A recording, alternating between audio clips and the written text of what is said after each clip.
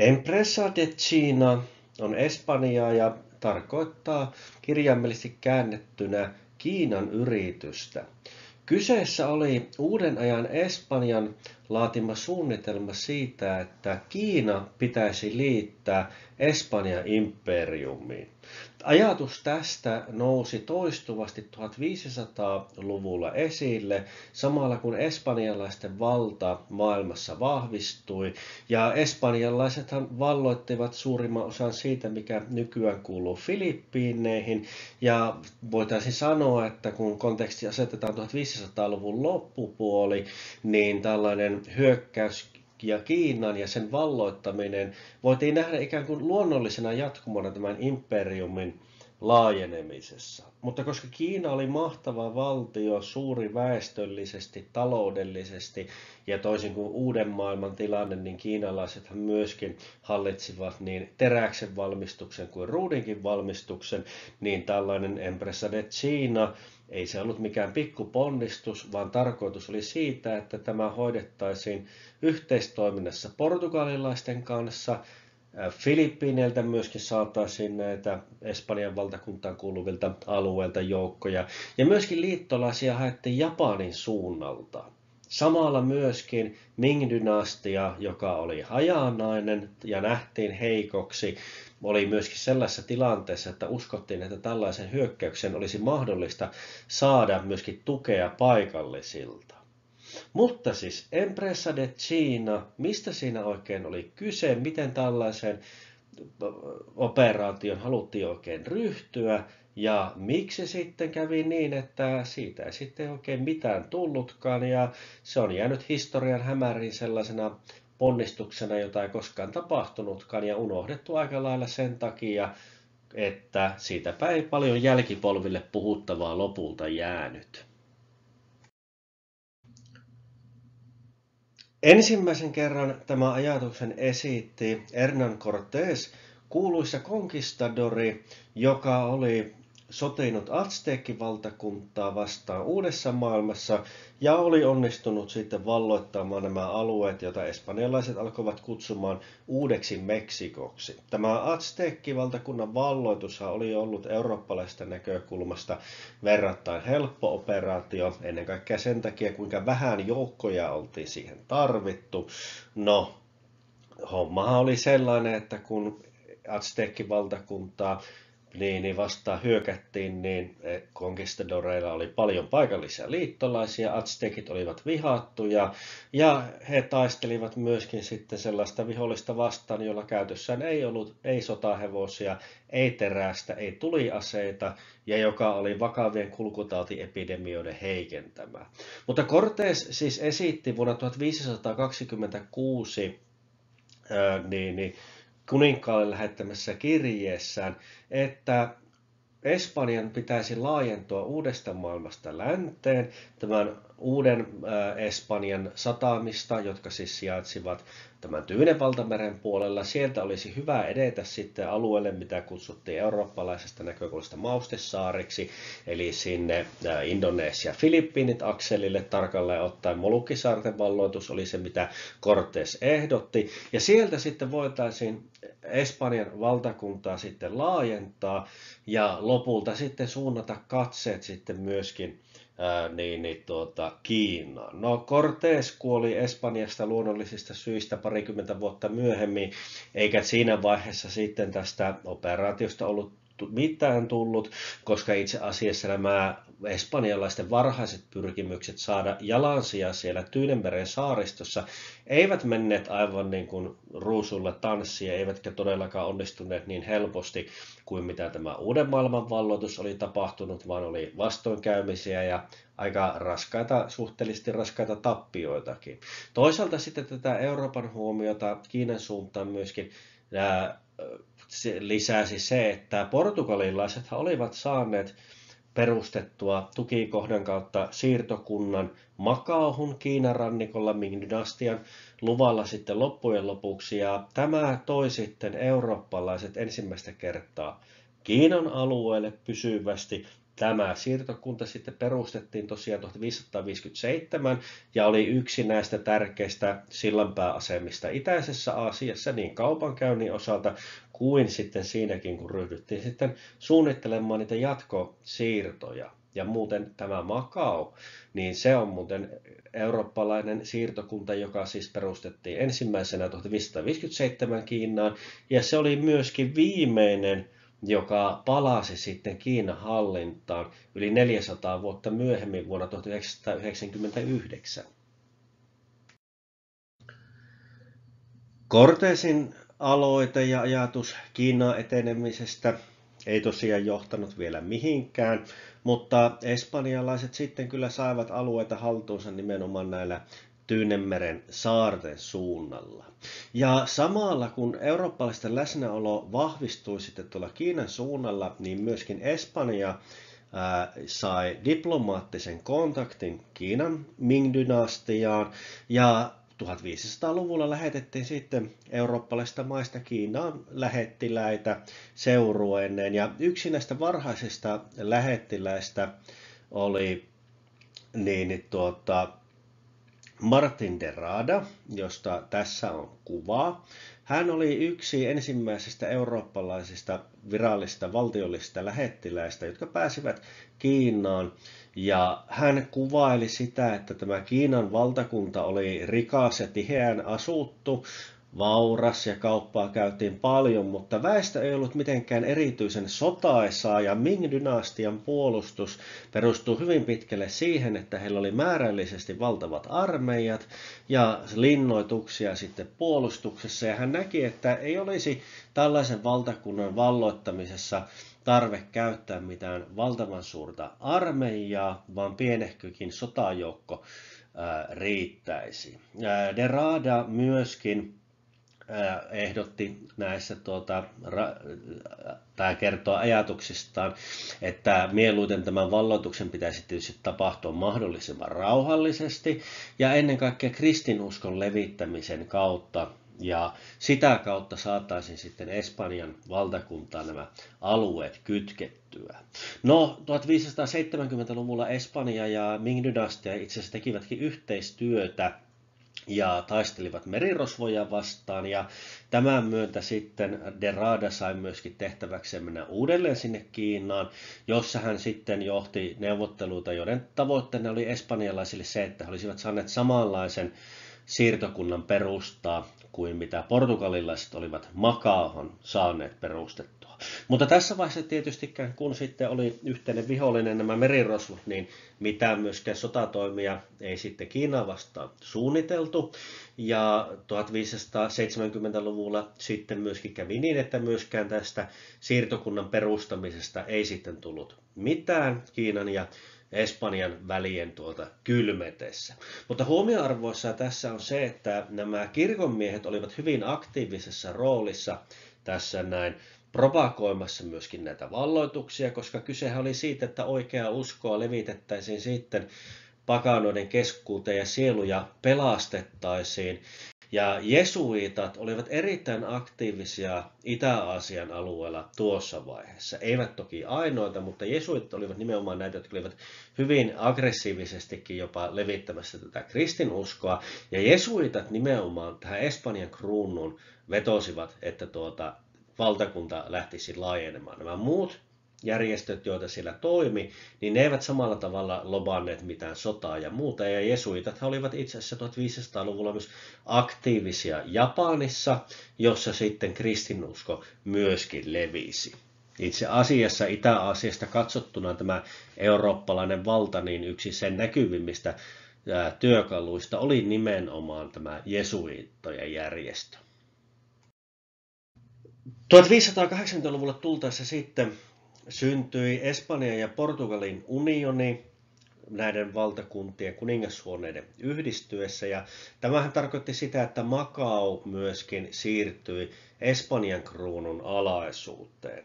Ja sellainen jesuitta ja diplomaatti kuin Alonso Sanchez, hän kävi sitten Macaossa jossa sitten vastaanotti tämän alueen vakuutuksen uskollisuudesta uudelle vallalle. Ja hänelle kävi sillä tavalla ikävästi, että tällä Macaon matkalla hän sitten joutui kiinalaisten viranomaisten pidättämäksi, ja he eivät häntä kauhean hyvin kohdelleet. Kiinalaisia suututti se, että heitä ei oltu konsultoitu ja varoitettu siitä, että tämmöinen unioni on niin kuin tulossa. Kiinalaiset olivat portugalilaisten kanssa olleet verrattain hyvissä väleissä, mutta nyt sitten kävikin sillä tavalla, että tämä Macao, siitä tuli osa Espanjan valtakuntaa, mikä sitten tarkoitti kiinalaisten näkökulmasta katsoen sitä, että nyt siinä on tämmöinen huomattavastikin aggressiivisempi valtio, joka oli tosiaan jo levittäytynyt, ottanut sieltä tosiaan laajoja alueita Filippiineiltä haltuun ja oli selkeästi tämmöinen ekspansiivinen voima ja merkittävä sotilaallinen voima. Nimittäin portugalilaisethan eivät tuolla Itä-Aasian suunnalla mitään suuria valloituksia tehneet, vaan ennen kaikkea perustivat tällaisia kaupankäyntiin tarkoitettuja tukikohtia, kauppaverkoston siirtokuntia kyllä, mutta kun katsotaan, että millä tavalla portugalilaiset toimivat sitten tuolla, voisi sanoa oikeastaan Intian valtameren rannikkoalueelta alkaen sinne itään, niin ne oli ennen kaikkea yhteistyössä näiden paikallisten kanssa. Ei mitään, että vallotetaan sieltä sillanpääasema ja pidetään se ylivoimaisiin asein, vaan rakennetaan kauppaverkostoa, tehdään sopimuksia paikallisten kanssa. Mutta tämä Espanjahan oli tosiaan sitten ne Filippiinit jo aika lailla nappassut ja tukikohtia perustelut sinne tänne, niin Ming-dynastian näkökulmasta kun katsotaan, niin tämä tällainen kahden valtion yhdistyminen ja Macaon siirtyminen osaksi Espanjan valtaa, niin tämä ei näyttänyt mitenkään kauhean miellyttävälle. Ja niin, kun sitten tämä Alonso Sanchez palasi sitten Espanjan hallussa oleville alueille, niin hän jesuittana, diplomaattina ja silminnäkijänä tilanteen osalta ryhtyi voimakkaasti propagoimaan sitä, että kristinusko voi levitä ja saada jalansijan Kiinassa ja nousta kukoistukseen siellä ainoastaan, jos sen leviämistä edistetään sotilaallisella voimalla. Kiinalaisten näkökulmasta tosiaan katsoen tämä Macaon tilanne oli se, mikä huolestutti. Tässä on 1600-luvun puolelta oleva alankomaalainen maalaus Macaon siirtokunnasta. Mutta tosiaan tämä ei ollut mikään tyhjänpäiväinen tapahtuma, tämä 1580 syntynyt valtio, jota voidaan kutsua esimerkiksi Iberian liitoksi tai Iberian unioniksi. Se oli Portugalin kuningaskunnan ja Espanjan monarkian liitto. Ja muistamme sen, että tässä vaiheessa Espanja oli itse asiassa vielä myöskin tällainen personaaliunioni, joka koostui Kastiliasta ja Aragonista. Mutta nämä alueet hallitsivat valtavia siirtomaa-imperiumeja 1580-luvulla, kun tämä syntyi. Uudesta maailmasta Afrikkaan ja Aasiaan myöskin valtavan kauppaverkoston. Huomioarvoissahan se, että kun uudessa maailmassa tapahtui niitä laajoja valloituksia, niin tällaista samanlaista ei vielä 1500-luvun aikana tapahtunut Afrikka-Aasia-akselilla, vaan kyse oli ennen kaikkea näistä kaupankäyntiin tarkoitetuista tukikohtaverkostoista, ja se, että Espanja oli kyennyt tuossa vaiheessa valloittamaan suurimman osan Filippiineistä, se oli itse asiassa niin kuin poikkeuksellista. Niin laajoja valloituksia ei muilla siellä itäisillä alueilla ollut. No, tämä Iberian unioni kesti sitten vuoteen 1640 saakka. Taustallahan oli ollut Portugalin kuningaskunnan tämmöinen perimyskriisi, jota oli seurannut sitten sotaa, johon oli sitten Aragonia ja Kastilia sekaantunut ja sitä kautta sitten nousi tämä uusi valtioentiteetti. En sitä sen nyt enempää rupea tässä käymään, se voisi olla oman esityksensä seuraus. Mutta että 60 vuoden ajan oli tällainen uusi suurvalta, joka oli merkittävä voimatekijä Euroopassa, jolla oli aivan ylivoimaiset kauppaverkostot ja sitten uudessa maailmassa tosiaan valloituksia. Ja sieltä uudesta maailmasta 1500-luvun lopulla 1600-luvulle tultaessa, sieltähän virtasi kultaa ja hopeaa ja nämä rikkaudet ja kaupankäynti ja muut toivat sitten resursseja myös tälle valtiolle. Ja tämähän oli nyt sellainen voimatekijä, että nyt tämä Empresa de China voisi herätä taas uudelleen henkiin tai ruveta tätä suunnitelmaa sitten työntämään toteutusvaihetta kohti. Aiemmin mainittu Alonso Sanchez laati aivan konkreettisen suunnitelman siitä, että millä tavalla Kiina voitaisiin vallottaa ja kuinka tätä valtavaa maata voisiin hallita ja miten tämä homma pitäisi sitten jatkaa eteenpäin. Ja ajatus oli nimenomaan, että koottaisiin laivasto-osasto, jota johtaisi Espanjan Filippiinien kuvernööri, ja siihen liitettäisiin Euroopasta tuolta noin sotilasosasto, 10-12 000 miestä arveltiin riittävästi, tuhansia sotilaita sitten myöskin paikallisesti, mitä värvättäisiin, ja vähän arviosta riippuen arvioitiin, että vähintään 5 000, ehkä enemmänkin, japanilaista sotilasta voitaisiin värvätä Nagasakin suunnalta. Nimittäin tilanne oli sellainen, että tuossa vaiheessa Japani oli valtiollisesti hajanainen. Siellä oli käytännössä sisällissotamainen tilanne päällä ja ei ollut sellaista yhtenäistä Japanin valtiota, jossa yksi keskusvalta olisi pystynyt kontrolloimaan koko maata.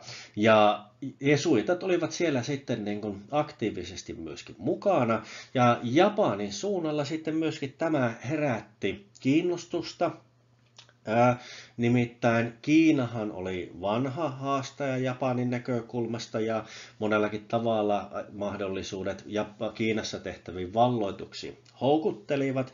Ja yhdistävänä tekijänä sitten oli sellainen, että Japanissa oli pieni, mutta verrattain merkittävä kristitty vähemmistö, ja kristityllä vähemmistöllä oli myöskin sitten tunnettu päällikkö Konishi Yukinaga, josta käytetään nimitystä Kirishitan daimyo, joka oli siis kristitty daimyo, kristitty feodaaliherra, aivan siellä vallan ytimessä, jolla oli hyvin merkittävä armeija. Ja Yukinaga oli myöskin halukas sitten osallistumaan tällaiseen operaatioon ja lähtemään sitten sotimaan. Tietysti taustalla oli henkilökohtainen kunniahalu, sotasaalis, menestys, valloitukset ja sen sellaiset, mutta myöskin ihan ääneen sanotusti myöskin tämä oikean uskon puolesta sotiminen.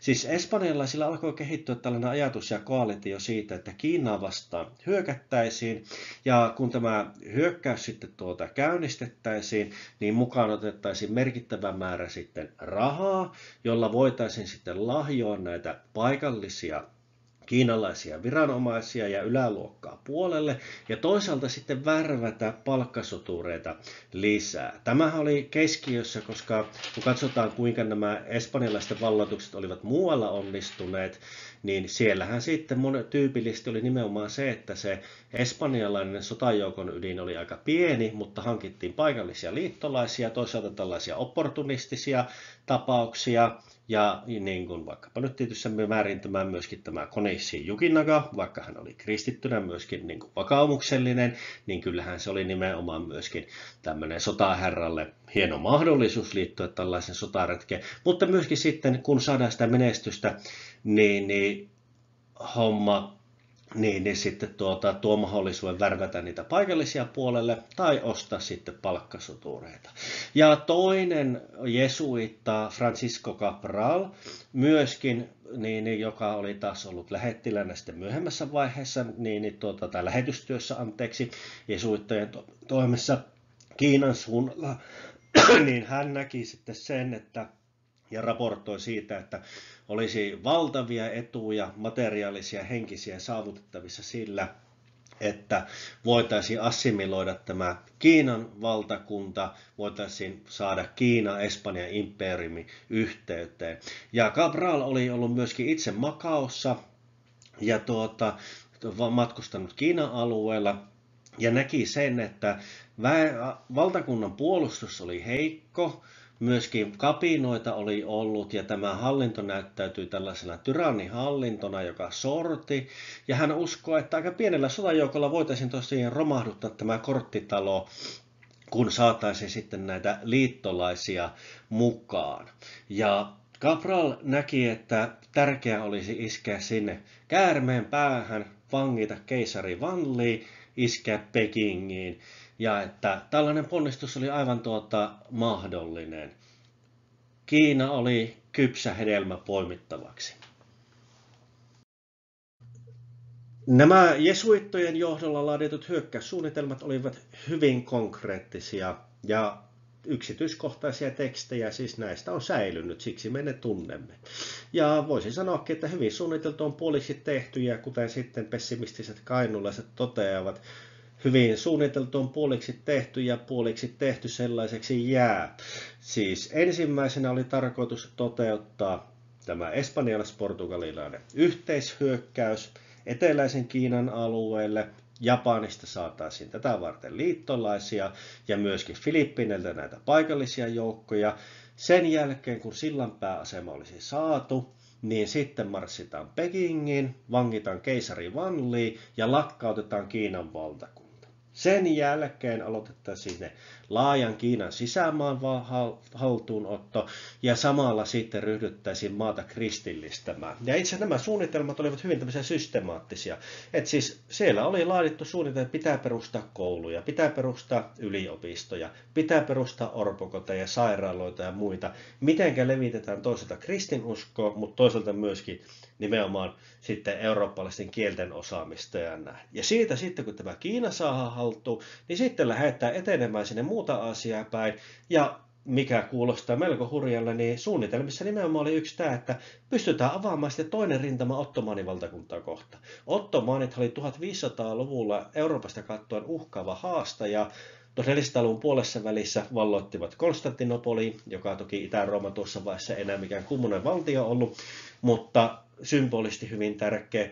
1600-luvulla sitten olivat edelleenkin hyvin vahvoja, mutta 1500-luvun Ottomanin valtakuntahan oli ekspansiivinen, kehittynyt valtio ja uhka kristikunnalle. 1500-luvullahan myöskin sitten mielenkiintoinen detailihan on se, että näillä eurooppalaisilla valtioilla oli yhteistyötä myöskin Safavidien Persian kanssa. Safavidit olivat shialainen teokratia käytännössä, siis suufilainen teokratia, joka hallitsi Irania, ja näiden Safavidien ansiosta Iran tänäkin päivänä on shia-enemmistöinen valtio. Niin tämä Safavidien Iran kristitty Eurooppa teki yhteistyötä tai yritti yhteistyötä ottomaneja vastaan, mutta etäisyyden takia sitä ei pystytty kunnolla koordinoimaan. Mutta tähän samaan aikaan sitten myöskin tapahtui idässäkin asioita 1500-luvun lopulla, ja tämä oli se suunnitelma. Hyvin kunnianhimoinen suunnitelma. Jälkikäteen voi katsoa, että kyllähän tässä on melkoinen norsu syötäväksi, vaikka palaa kerralla olisi sitä sitten lähdetty purkamaan. Mutta vilkaistava vielä sitten hiukan tonne Japanin suunnalle. Mutta sitten tapahtuu jotain. 1588 hyökkäysvalmisteluista luovutaan. Ja tämän myötä myöskin tilanne verrattain nopeasti Itä-Aasian suunnalla muuttuu. Nimittäin Japanin sisällissota on lähestymässä huipennusta. Konishi Yukinaga, joka oli tosiaan myöskin palvellut tässä sodassa Korean alueella, kun Japani sinne hyökkäsi. Hän palveli sellaista sotaherraa kuin Toyotomi Hideyoshia. Ja nämä sitten Hideyoshin joukot sitten kohtasivat Tokugawa Ieyasun joukot ratkaisevassa Sekigaharan taistelussa lokakuussa 1600, ja Sekigaharan taistelu päättyi sitten tämän Hideyoshin joukkojen tappioon, ja tämän myötä sitten Japaniin vakiintui sitten Tokugawan valta ja perustettiin tämä niin sanottu Tokugawa shogunaatti, jossa keisari oli ylimmäisenä, mutta tosiasiallisesti sitten tällä sotilashallinnolla Bakufulla oli sitten niin kuin käytännössä se valtiovalta hallussa, ja keisari oli nimenomaan symbolinen valtakunnan päämies. Ja Konishi Yukinaga myöskin menetti näissä temmellyksissä henkensä. Hänhän ei kristittynä voinut sitten itsemurhaa tehdä, vaikka samurain kunnia sitä olisi sinänsä vaatinut.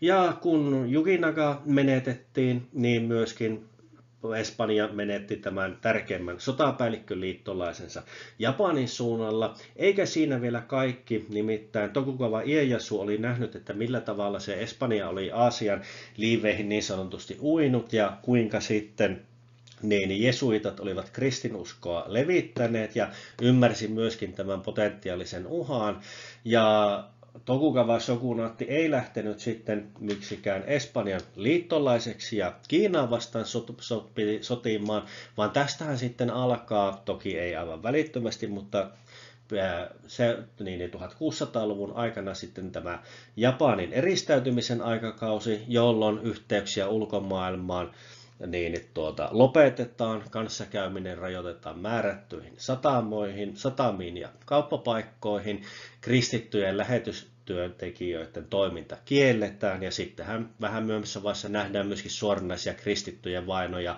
niin, että loppujen lopuksi kristinusko melko lailla saadaan Japanista myöskin hävitettyä. Mutta tosiaan 1588 hyökkäysvalmisteluista luovutaan ja sitten pian Espanja menettääkin näistä aasialaisista liittolaisista potentiaalisesti merkittävää.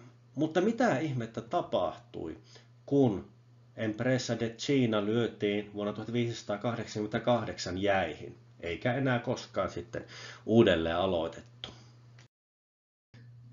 1588 tapahtui jotain sellaista, mikä on harvinaista historiassa, mutta josta kuitenkin joitamia esimerkkejä löytyy. Nimittäin taistelu Kiinasta ratkesi taistelussa aivan jossain muualla. Mitä tapahtui 1588? Nimittäin 3 vuotta aikaisemmin oli leimahtanut Espanjan ja Britannian välinen sota, jota käytiin vuosina 1585-1604. Se osaltaan kytkeytyi siihen, että englantilaiset olivat alkaneet kilpailemaan täällä Itäisen Aasian alueella espanjalaisten kanssa, rohkaisivat myöskin hollantilaisten kapinaa, Espanjan Habsburgi-dynastiaa vastaan. Ja myöskin sitten sotaa käytiin toisaalta Euroopan suunnalla, toisaalta sitten maailman merillä. Englantilaisten tukemat merirosvot ja valtuuttamat merirosvot hyökkäilivät espanjalaisia kauppalaivoja ja yhteyksiä vastaan. Ja tämän konfliktin Espanja pyrki ratkaisemaan sitten rakentamalla niin sanotun voittamattoman armaadan, joka vuonna 1588 lähti hyökkäykseen ja tarkoituksena oli maihinnousu Brittein saarille. Tämä konflikti oli myöskin osa tätä protestanttien ja katolilaisten välistä vääntöä Euroopan sodan suunnalla. 1600-luvulle saakkahan sitten näitä niin sanottuja uskon sotiakin myöskin käytiin, tai sotia, joissa uskonnolla oli merkittävä rooli. No, tämä voittamaton armada ei ollut voittamaton. Britit pystyvät torjumaan sen hyökkäykset, saavuttamaan meritaisteluissa voittoja, eivätkä espanjalaiset missään vaiheessa saavuttaneet sellaista asemaa, josta olisi se maihinnousu voitu sitten toteuttaa. Ja armada joutuikin maihinnousun sijaan kiertämään Brittein saaret, ja mikä aiheutti sitten vaikeissa sääolosuhteissa entisestään tuhoa, niin miehistömenetyksiä kuin laivojen menetyksiä, kuin sitten myöskin laivojen vaurioitumista. 1588 siihen mennessä suurin eurooppalaisten koskaan rakentama laivasto-osasto ei kyennyt täyttämään tehtävää, ja se oli valtava ponnistus myös Espanjalle tällainen laivasto. 8 vuotta myöhemmin Espanja lähetti niin sanotun toisen armadan ja vielä seuraavana vuonna 3. armadan. Ja sota tosiaan raivosi näiden kahden valtion välillä 19 vuoden ajan. Ja vaikka se päättyikin sitten tällaisen status quo ante bellum tilanteeseen, eli molemmat valtiot sitten palasivat lähtöruutuun, ja itse asiassa molemmillehan tämä oli tietyllä tavalla voitto. Espanja sai pitää imperiuminsa ja oli edelleenkin maailman mahtavin valtio. Britit taas turvasivat ennen kaikkea itsenäisyytensä ja kauppayhteytensä, ja molemmissa maissa sitten tätä rauhaa oikeastaan pidettiin vähän niin kuin voittona. Niin lopputulema oli se, että kun 1604 sitten taistelut päättyvät, niin voimavaroja on kulutettu aivan valtavan paljon. Espanja ei ole enää siellä Itäisen Aasian suunnalla ainoa Portugalin ohella toimiva eurooppalainen valtio, vaan muitakin kilpailijoita on. Ja vuonna 1604, kun sota oli päättynyt, niin tosiaan Tokugawa shogunaatti oli Japanissa noussut valtaan, eikä sieltä suuntaan ollut enää saatavilla minkäänlaatuista liittolaista. Ja tähän Espanjan ja Englannin väliseen sotaan sitten näihin melskeisiin hautautuu myöskin nämä Empresa de China projektin niin haaveilut siitä, että voitaisiin niitä valloituksia Kiinan suunnalla tehdä. Päinvastoin tämän sodan aikana tosiaan sitten Espanjan Filippiinien kuvernööri sai nimenomaan määräyksen siitä, että Kiinan kanssa ei saa ryhtyä sotaan eikä provokatiivisia toimia tehdä. Ja itse asiassa tämä Japaninkin kanssa tämä välien kylmeneminen, niin se alkoi jo sitten tapahtua ennen tätä Tokugawa shogunaatin valtaan nousua. Nimittäin Hideyoshi kerrotaan vaatineen sitä, että tämä Espanjan kuvernööri Filippiineillä olisi sitten tunnustautunut sitten japanilaisten vasalliksi, mikä ei tietenkään espanjalaisille tullut kuuloonkaan. Ja myöskin tämä ajatus siitä, että se tulisi tällainen yhteishyökkäys Kiinaa vastaan, niin tuntui yhä kaukaisemmalta ja kaukaisemmalta. Ja Sekigaharan taistelun jälkeen sitten Tokugawa Ieyasulla ei ollut enää intressejä tällaiseen. Mutta pitää myös muistaa se, että kun katsotaan sitten tätä Japania ja siirrytään sitten sinne 1500-1600-luvun taitteeseen ja 1600-luvun puolelle, niin pitää muistaa se, että Ming-dynastia oli mahtava valtio. Se oli itse asiassa maailman väkirikkain tällainen yksittäinen valtio, ja Kiinahan oli yksi näistä niin sanotusta ruuti-imperiumeista. Ja se tarkoitti sitä, että eurooppalaisilla ei ollut mitään tällaista niin kuin valtavaa teknologista ylivoimaa.